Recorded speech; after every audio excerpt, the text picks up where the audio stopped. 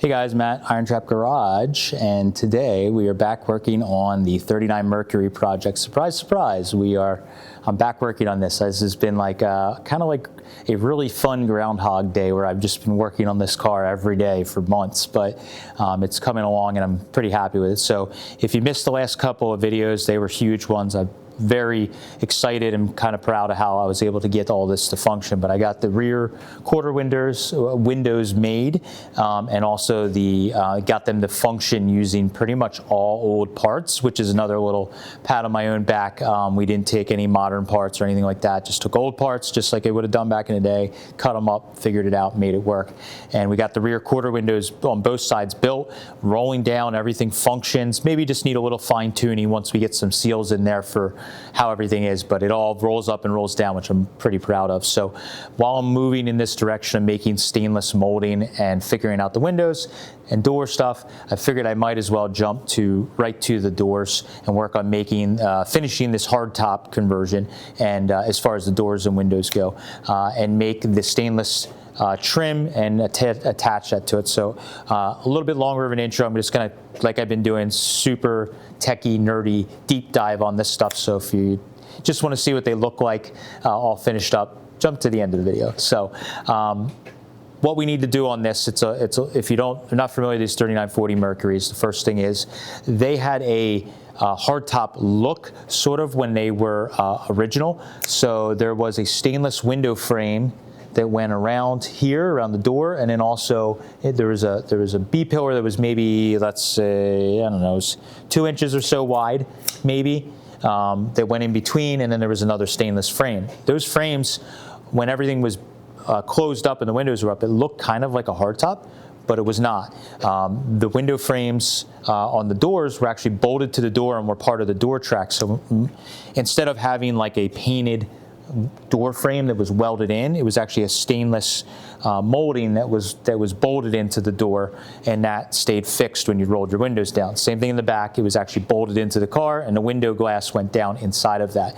Now that it's a true hardtop, we need to actually make the front window kind of like the rear window is. So I'm going to have to actually make some stainless molding that fits the opening of the door window opening area, but it's going to need to attach to the lower channel that holds the glass and the regulator attaches to, so that it will go up and down with the glass. So the whole goal when this is all done is you can put both of these windows down. It's like a true hardtop. It'll just be this nice big opening, you'll just see the flow of everything, and then when everything's rolled up, there'll just be 2 thin stainless B-pillar posts here with the frames. So it's kind of the best of both worlds.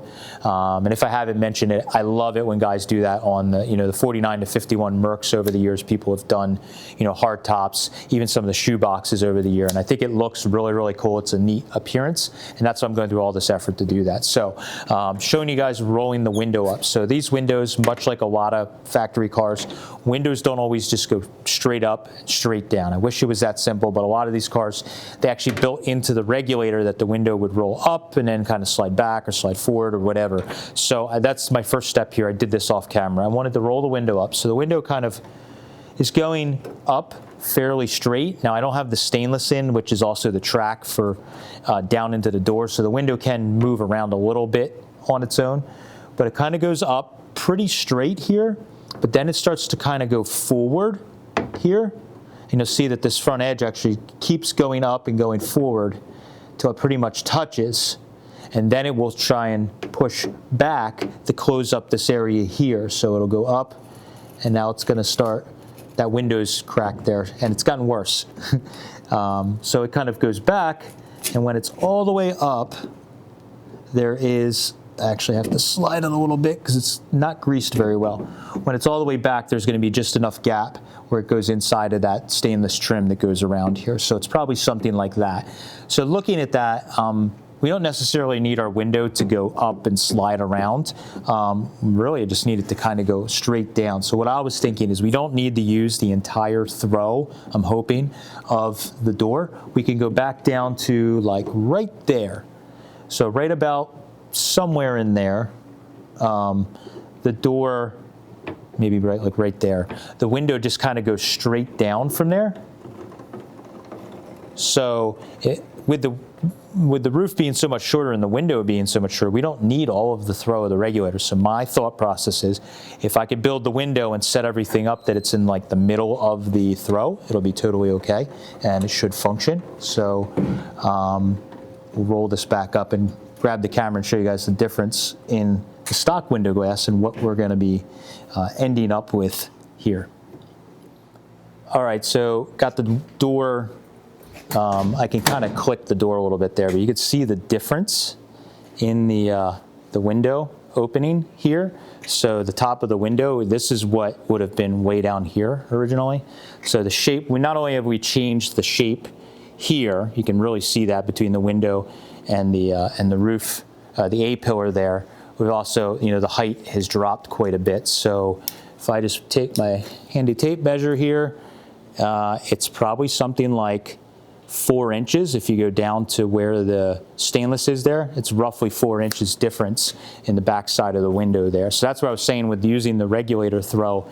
We're already going to be 4 inches shorter. So if we can get it in that sweet spot where it's just going straight up and down, it'll work out pretty good. And then the window will basically just stop going up when it touches up into the top there, into the drip rail area. So I'm gonna work on taking this glass out first. We'll leave the regulator and all the stuff in, and then I'll get some chipboard and make a pattern of our window opening, and then we could start working on making a wood pattern and then making our stainless from there. So this is the start to a long process for the door windows.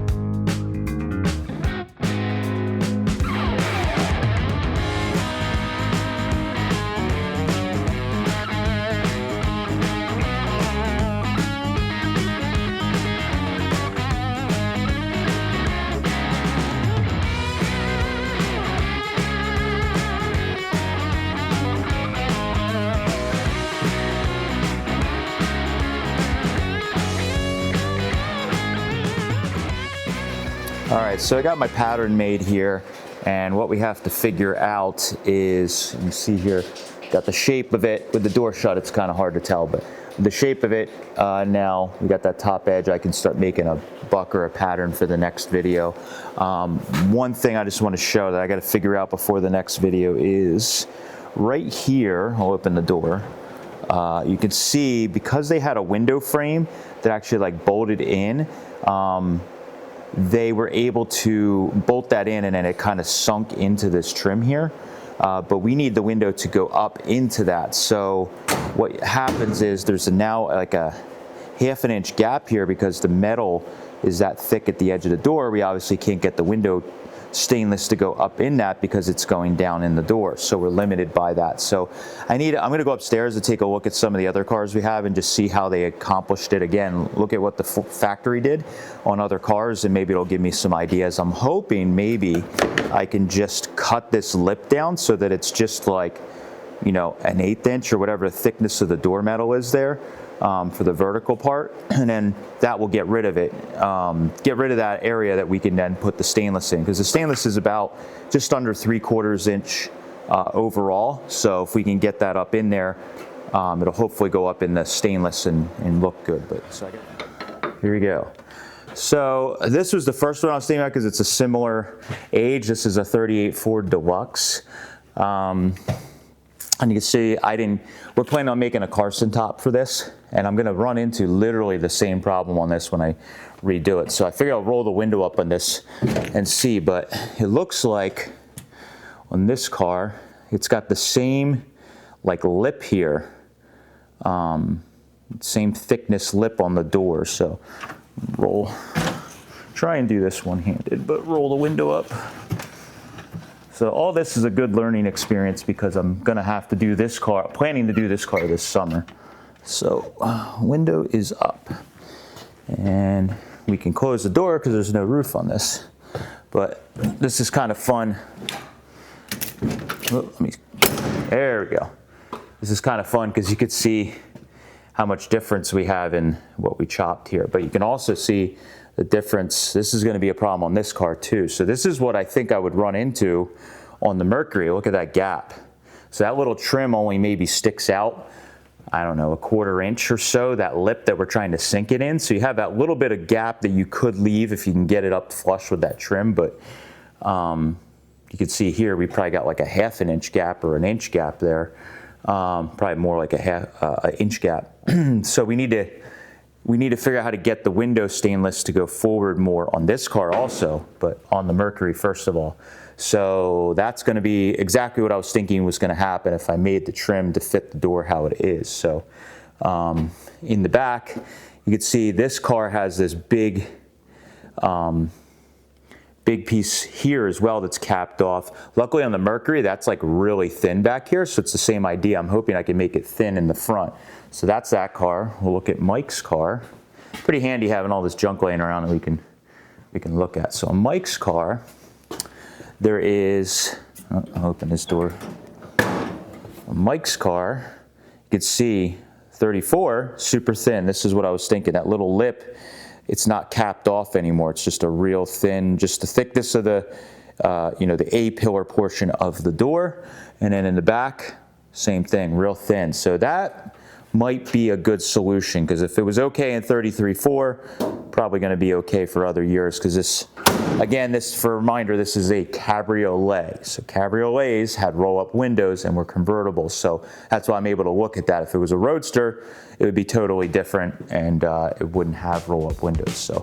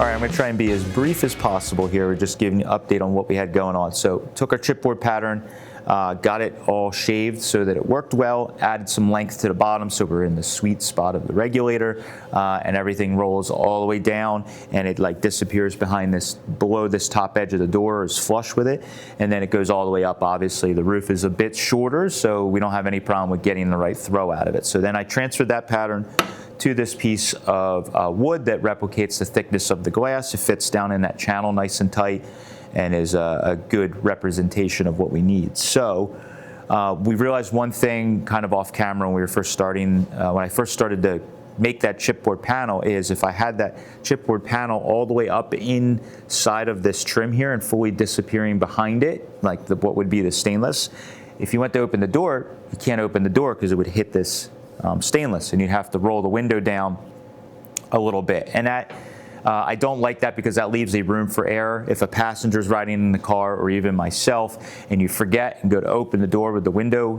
closed, it's going to break the glass or cause an issue. So we need to make a positive stop that allows this glass or the stainless to be just below this trim. So you can't even see it on camera, you can barely see it in person, and you have to point it out. But this back corner of the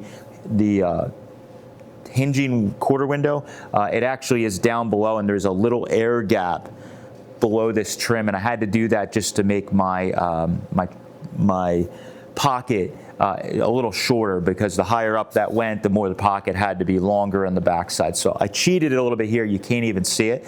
And it's the same idea with this door glass. So if we make a positive stop up in here that's out of like a piece of rubber, that when you roll the window up, the stainless hits a semi-rigid piece of rubber, it will stop the window so that it can clear. So right now we have it spaced about where we want it, and there's no tracks or anything in here, so it's hard to, it's a little floppy, but you can see it just clears everything here. So if we make our positive stop on the stainless, the rubber, thick enough that it touches this, not only will it seal the top of the stainless in an additional manner, it will also, it gives us a positive stop, so the window will roll up and be just below that stainless. And it's kind of the best way I can figure out, and I'm sure we're going to get comments of people saying, oh, well, my daily driver, when you shut the car off, the window goes down a little bit, or when you open the door, it goes down. And yes, if your Tesla does lots of stuff that a 1939 Mercury that's built like 1951 wouldn't do. So we're not doing all that gimmicky bullshit. It's going to be just like they would be figuring it out in the 40s or 50s. So my method is putting a stopper here, having a little bit of an air gap. We'll still have the seal behind this, like this one, so it's going to be doubly sealed. I don't think it'll be an issue. Last thing I have to do here is cut this piece of trim down. This is the factory Vicky or convertible trim. This goes on the B pillar here, and you notice there's a pretty big air gap here, and I actually have to probably make it bigger. That piece of trim sits right there. It's also stainless, and it holds the seal, which has the flap that will go behind this window. So when you shut the door on it, it will seal this air gap. So on Pete's car, on the 46 convertible, it's about a ½ inch gap between the glass, the stainless on the glass, and the stainless for the back window. So I'm going to try and do maybe a little less than that, but I need to actually cut this board down. In here, it's going to have to probably get cut in a little more, but I need to put this trim in here so that we have a good representation and I don't make everything too big. So that's what we're doing. Basically ready to start making my stainless pieces and make them around the top. We'll fit them into the car, and we'll start making her uprights. So a lot of work. That's what my idea is. Now we'll fast forward through like days of work to hopefully it working and being together.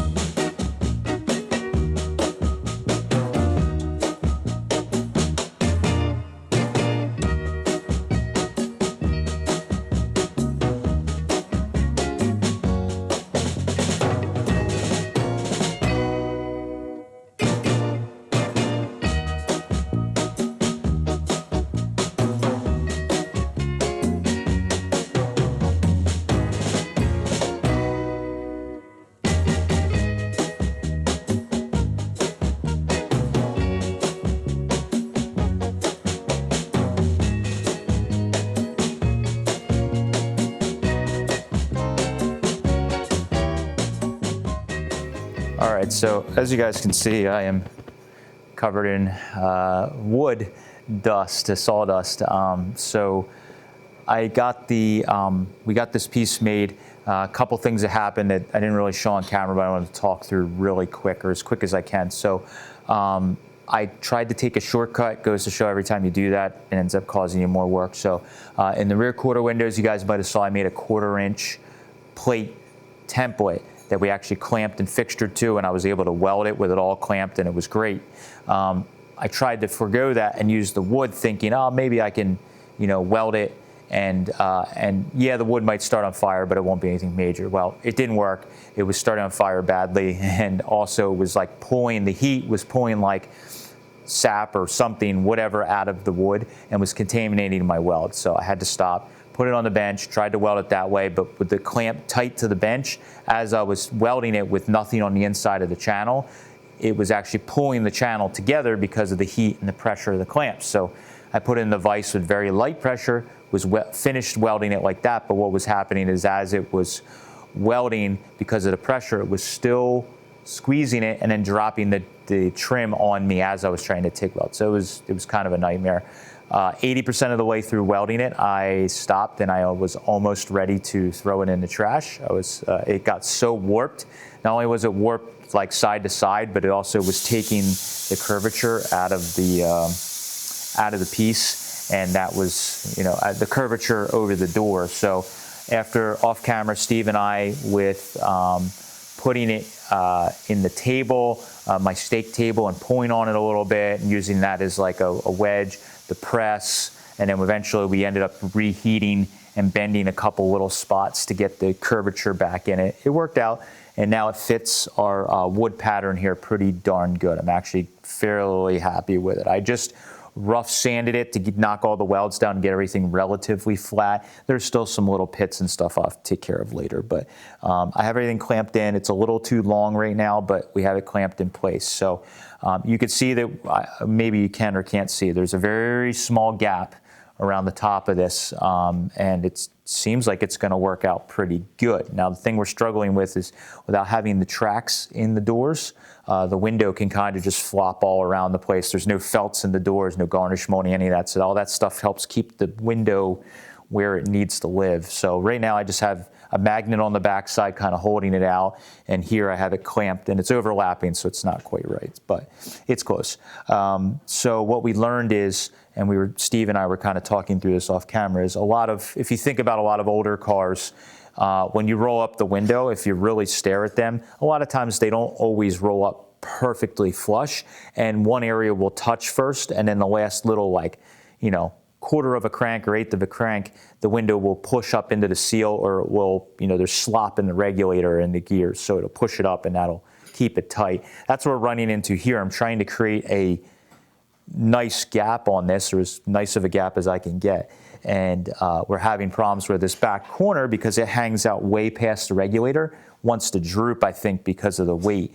And then what we figured is, if we put some sort of rubber blocking over the top, and maybe it has to be a little thicker in the front or something, so that when you touch maybe in this curvature first, you give that little extra 1/4 of a crank or something, and it'll pull this up so that it sits. And we're gonna have to put a hard stop of rubber or whatever up in here, so that when you crank it, it hits and kind of stops, and will give us the gap that we're looking for. So we'll have to play with that eventually. Right now we're just kind of figuring out how this will all work. So I think I'm good there. I'm going to make the B-pillar next.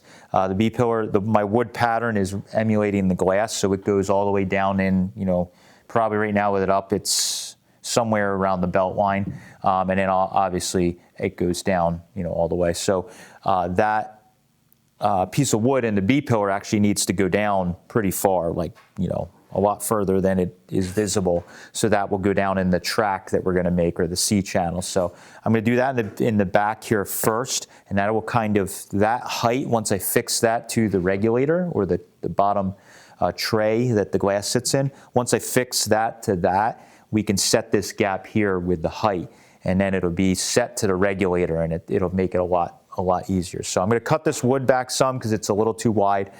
And then we'll cut this trim back, we'll make the B-pillar, slide it over the wood, get it so that everything sits right and our gaps are good front to back. and then we will make these angled cuts so that everything marries together, much like we did in the rear quarter windows. So that's the plan. That's everything going on. A lot more difficult than I expected. I thought it would be a cakewalk compared to the rear quarter window, but it is not. So we'll keep moving.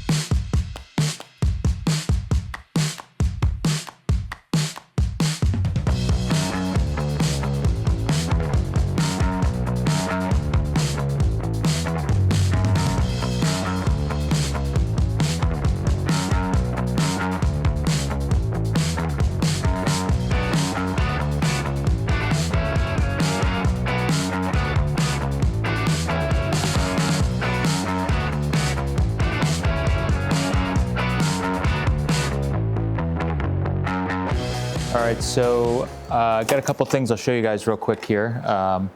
Thought we had a moment that everything would be very simple. So there's an estate locally that we've been doing. We've been showing in the week in the life of a local collector and reseller that collected a lot of Mercury stuff. So there was a lot of 3940 Mercury stuff. Crazy enough, when we were there last time, Mike and I were digging, and we found a stack of 39 Mercury mostly, and some 39 Ford convertible door tracks. So these are just parts actually bolting the door, but they are a little bit wider to fit the stainless, because the convertibles, much like how I'm making this a hardtop, would have had a piece of stainless that would have went around. So I thought, man, life is good. I can just bolt these suckers in and everything's going to work, and just clean them up and paint them and go. It's not quite true. I thought they would have used the same mounting position and method as a coupe, but they do not. So when I went to put them into the door, hold them up, it didn't really, none of these mounting spots lined up, and I would have had to cut them off, make new ones or whatever. So I got out the stainless door frames and also tracks, they double as both, from the 39 coupe, and I started looking at them and got my calipers out, and when you take the weather stripping out of the inside of them, they are only nominally smaller than what the convertible was for the stainless. So when I started measuring it with this weather stripping out, they actually would fit my stainless in there with just opening the channel up just a little bit, not like going crazy. So what we've done already, I'll show you here in a second, we cut up one set for the driver's door, and we basically had I have like a chisel or a body chisel that I use, and we just lightly hammered in here, opened the channel up just a little bit, so we had a little bit of room for a seal, weather stripping to go in there, and then bolted it right into the door. Now, we did have to extract these off of the original molding, which kind of stinks, but we were going to potentially cut them up and re-weld them anyways, so we're just harvesting the bottom part that goes in the door. So bolted them in, and we'll show you on the door how it worked out. All right, so here is the door with the window tracks in and the window rolled up. So the only thing that I don't have that's not fixed right now is where the glass, or a wood pattern, that's the same thickness as the glass, goes down into that lower channel that's bolted, that's in the attached to the regulator. That's not in, so it has some rock to it. So I will have to make little legs or standoffs that are going to connect that channel to the stainless that will keep everything right at the right angle. Because right now, with us trying to do a small As you see, there's like a little gap here I'm trying to create so that you can open the door with the window all the way up. So I need to do that kind of as the last thing. So with the channel in here, it rolls up, it rolls down. It's pretty good. I got to just do a little bit of finishing, like right here, this little corner. I need to weld a little, bridge that gap and blend it in. You know, that's just little stuff I didn't do. But when you open the window here, now with the channels or the tracks in, which you can see this one is bolted down in here. It's just how it was from the factory when we took it apart. That fits down in there, and that one is in here. And we opened these up already with that chisel I was talking about, did it off camera. And it's literally only have one screw or bolt in the bottom here. Everything else fits so nice and tight, like up in the top here, that I didn't, you know, we're able to roll it up and down. I don't know if I'll be able to do it with one hand, but yeah, kind of. So it's a little hard because the window will, if it has any, you know, part where it's a little tight, the wood will separate from the channel. So what I'm going to do is actually see if I can roll this down without it giving a problem. It's going somewhere in here. It starts. Oh, nothing is bolted on. One-handed with the camera. All right, we're getting to the point where, there we go. It's starting to, like I said, the pattern starts to fall out of the channel when we go too far down. So right here is our trough, or channel I'm talking about, that holds the glass. So originally on this, the glass is just pushed down in there with a seal, and it's really tight. Because it's like a hardtop now, we need to connect our stainless to that. So somewhere on this channel, I'm going to have to make some sort of piece that goes, you know, from down here, goes up to where my stainless ends, and will probably weld on here, and then it'll screw into the channel, which is up in there. You can't really see it. So once I do that, then that will keep the everything fixed in place. So what I think I'm going to do to kind of make this so it'll work and everything fits exactly as it is when it's up, I'm going to pre-drill. Right now I'm going to pull the wood out, and I'm going to pre-drill like maybe 1, 2, 3, 4, something like 4 holes that in this channel.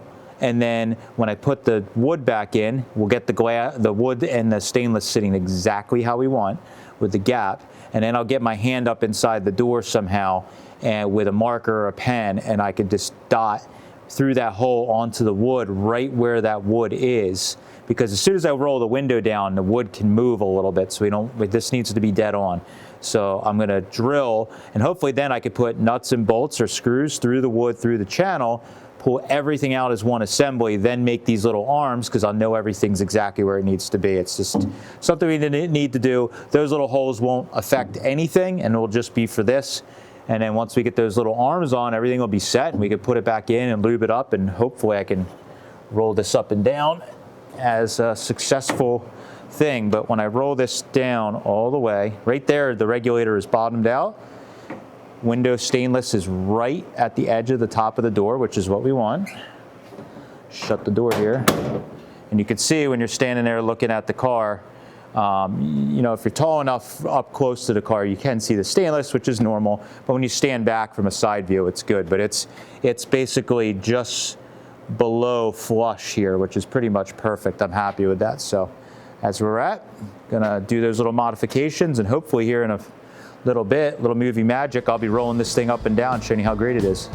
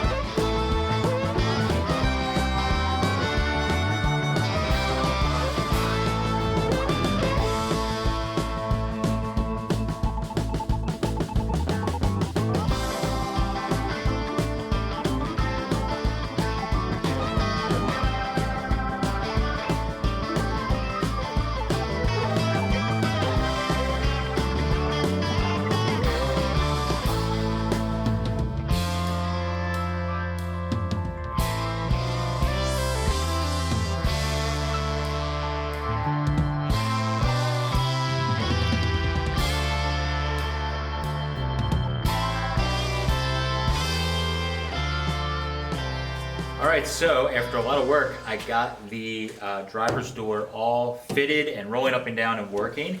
And believe it or not, I might say that this side was harder than the rear quarter windows, because on the rear quarter windows, there wasn't as much gapping that's going on. We were able to actually kind of hide the quarter window stainless up into this other piece of stainless, so there's not much for like gaps. It just has to kind of go up and disappear, and you don't have to be as critical as long as it all functions and slides. Now the problem is, a lot of times when you're doing this kind of stuff, you have one piece that's made and fitting pretty well and working. We need to make this piece fit that one and have decent gaps. So all of that created a lot of problems, and then also it has to roll up and down, and there's a lot of slop that's introduced into all these pieces that can throw off your gaps and drive you almost insane like it did me. So there was a portion where I was ready to throw all this in the trash and burn the car to the ground, because it was getting a little frustrating, but I worked through it, and we were able to, like I think I mentioned earlier in the video, forgive me, I filmed this over a matter of like 7 or 10 days or something. We ended up using the 39 Mercury tracks, which actually was part of the stainless. I just cut it below the door line and just opened them up more so that they could fit the stainless in there, and we still have room to put like some edging or seals in there when they go up and down. Believe it or not, they're pretty tight. It's not like the window's flopping around a lot, so if we just put some edging inside of there that doesn't scratch the stainless, I think we'll be pretty good. So that's the idea. So we'll try and roll this up. We don't have a piece of rubber or seals up in here yet, so because of us needing a door gap, I'm going to roll it up and then I have to like bounce it down just a little bit to get that gap. So when we put the actual piece of rubber in here, it should be totally fine. It'll hit there and you'll be able to have a positive stop. So it goes up, and then what we're finding is the window regulator, when you go down just a hair, it like moves this side before that side. So when you have the rubber, it would touch one side and you give it a little half crank and it would tighten everything up. We'll see if I got everything clear. There we go. So right now, totally fine. You just drop it down just a little touch and it's good, but eventually we need to just thinking through everything. We got to get everything to fit really, really good, and we need to make some sort of positive stop for the window so that no matter who's in the passenger seat or whatever, or myself, forget about it. You want something that you don't have to every time like look and crank the window down just a little bit. So the seals are kind of like the next part of this process. When we start making the car nice, we're going to have to really work on seals and stuff, but I'm pretty happy with it. So now there is a pretty good gap here. This little piece of factory stainless, I'm on the fence if I want to even use it at this point. I think I might, but I'm on the fence because we could probably get rid of it and just put a seal directly to this. We will see. I'm going to buy, I think the seals are relatively cheap from like Drake or Carpenter, so I'm going to see about sliding one of them in, but the gap is actually tighter than the 46 that we have upstairs. So I think it'll work out pretty good. It's going to seal up really nice on the B-pillar side. So the gap's pretty good there. We have a nice gap here. Everything fits, works. I'm pretty happy with all of that. So that is, that's all we have for this one. Now that I got this side done, unfortunately for me, I have to move to the passenger side and start all over again. It's like Groundhog's Day here at IronTrap Garage for me this winter. So I'm going to work on that. In the next video, I will show building this window, much like we did with the quarter windows. I'll probably build that whole one in that video, and then maybe jump on to starting another part of the project after that is finished, so that video isn't just literally the same thing over again. But hopefully you guys are enjoying the process. We now really have a functioning hardtop 39 Mercury, chop 39 Mercury, which I think I might be one of, or not the first person to do it, which is pretty exciting for me. And there's a lot of other stuff that's going to go into this to make it all finally work. But this is exciting to stand back, get an idea of what the car is going to look like with the windows up now, which I think is super cool. So thank you guys for following along. Appreciate it. Let me know what you think down in the comments. Catch you later.